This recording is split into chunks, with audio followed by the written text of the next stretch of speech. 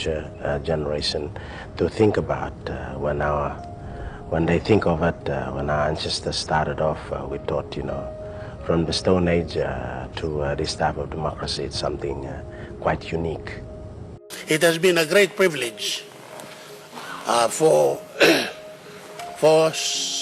someone like me to be able to stand up in a distinguished foyer like this Parliament.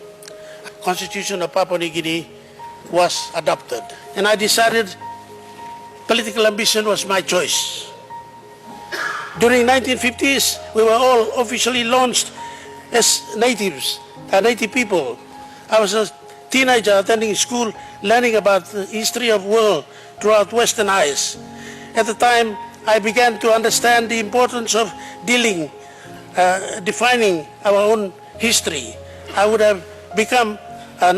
became a school teacher and later on a radio announcer, where I had the chance to tell our story as indigenous people of this country. During the time, I was not referred to by my name. Instead, I was given a serious number in Australian colonial territory. I always felt they were wrong. I refused to hear that we were the natives who were not capable of being ready. But in my heart, we are always ready. Papua New Guineans are very capable people.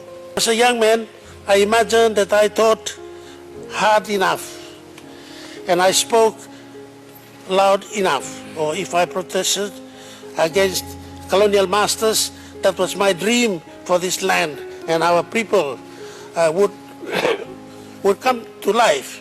I am glad to say that my battles were not in vain. This day and age, Papua New Guinea has to live with the rest of the world. Laced with many creeds and colours. Today, the red, black and gold of Papua New Guinea's flag was presented by Governor-General Sir John Guise. Our people now have a national identity. This is the most significant achievement in our history, and we will prize and protect the territorial integrity of our new nation. Sir Michael is absolutely unique, and there is no one else in the rest of the Pacific or Australia or New Zealand who has had anywhere near the political career that he has had.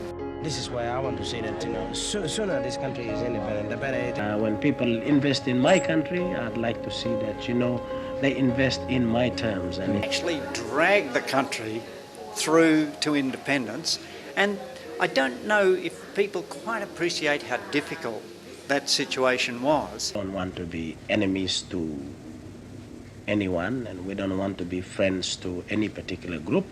People will say that we are not a rich country, but our country is a very rich country. And it is why I bid you all farewell and say, with a woman who has been my friend, for my guide, I thank you all for your love and affection, for your care and protection in my lifetime. And I hope you will each find the grace to continue our dream of our great nation, Papua New Guinea. Felt when I said in 1966 up in Nangar House, I told Sir Barnes with Maori Kiki, Ruben Tarika, Walararua, Ebi Alawale, all of us were sitting there, Paul Lapun, Peter Luce, Paleau Malawat. I said to them, I said to Sir Barnes, he said to me, you will not be independent for 50 years. I said, Mr. Minister for Territories, I want you to understand, when people are educated, people will know how to do things themselves. And we are not going to be waiting for independence for the next 50 years. I'll make sure that we shorten it by 7 years. After discussing 7 years, we achieve independence. Laced with many creeds and colours. Today, the red, black and gold of Papua New Guinea's flag was presented by Governor-General Sir John Guise.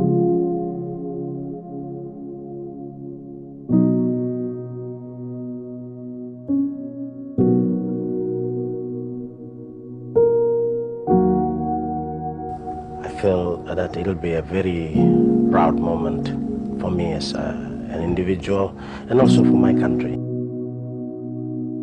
I think it will prove that we people some years ago have said that, we don't know what Papua New Guinea is going to end up. There were people who are still here who thought, Papua New Guinea would not follow the pattern of a democracy.